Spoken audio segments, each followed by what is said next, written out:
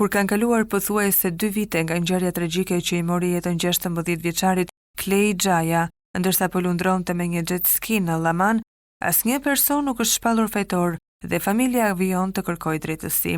Ditën e djeshme u zhvillua seanca e radhës gjyqësore, por për fat të keq, sipas familjarëve, prokurori i çështjes e shtyu sërish procesin për në muajin maj, pa paraqitur pretendë dhe pa caktuar asnjë përgjegjësi për vdekjen e adoleshentit. Familjarët thonë se pronari i jet skive Renato Panajoti vijon të jetë i lirë, edhe pse për qëllime fitimi u dha një jet ski 3 të miturve, Clay që humbi jetën dhe 2 shokëve të tij, Rigersi dhe Danieli. Po bëhen 2 vite që Clay nuk është më me ne dhe ne ende nuk kemi një përgjigje. Asnjë nuk ka dalë fajtor. Drejtësia po na mban peng me heshtje dhe zvarritje. U shprehën familjarët të zhgënjur nga mungesa e transparencës dhe vendimeve konkrete. Ngjarja ndodhi gjatë verës së vitit 2023 në Llaman, ku Clay ndodhej për pushime bashkë me miqtë e tij.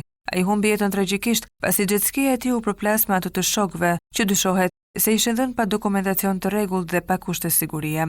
Për këtë arsye familjarët kërkojnë që të gjithë përgjegjësit të vihen përpara ligjit. Ata theksojnë se nuk do të ndalen në kërkesën e tyre për drejtësi dhe paralajmërojnë, nëse zvarritjet vazhdojnë, do të ndjekin çdo rrugë ligjore dhe publike për të denoncuar këtë padrejtësi.